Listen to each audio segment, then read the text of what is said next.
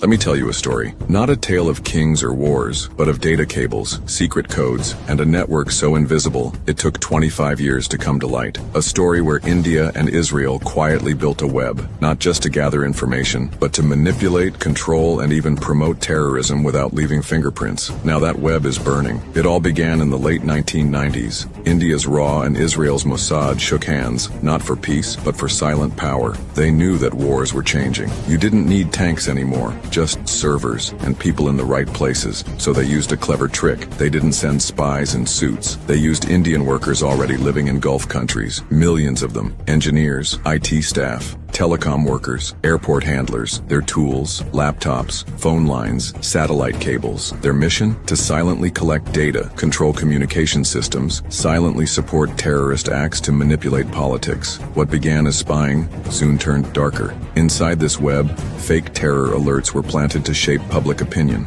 Encrypted communication networks were used to spread false flags. Terror groups were quietly helped, not to protect anyone, but to blame others. During unrest in Balochistan, secure channels helped fuel separatist propaganda. In Afghanistan, information leaks supported anti-Pakistan factions. In Iran, suspicious digital footprints appeared after major bombings, traced later to Indian-coded VoIP servers. These weren't just intelligence operations. They were covert acts of digital warfare, terrorism wrapped in technology. To hide all this, big Indian companies moved in with open arms and hidden agendas. TCS buried inside telecom networks. Wipro managed banks from within. L&T installed Israeli radars. Mahindra placed legal surveillance boxes in Gulf states. Even Pegasus, the spyware known for targeting journalists, ran through this system. And at the core, a Dubai hotel room, where Indian staff quietly controlled operations through a simple console. It looked like business, but behind the scenes, it was digital colonization. But the mask fell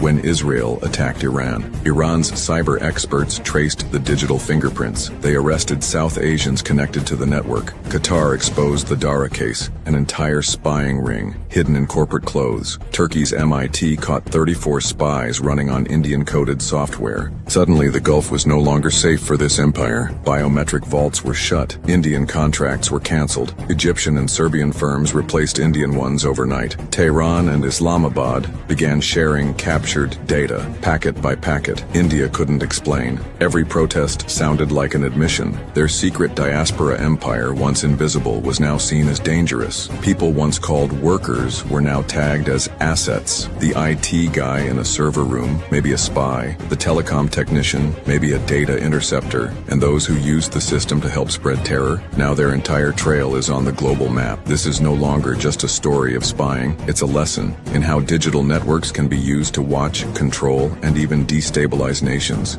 and how the mask of progress can hide the face of manipulation. India's hidden empire is now exposed. The bandwidth is burned. The narrative has flipped, and the world is watching. The game of silent war just got loud.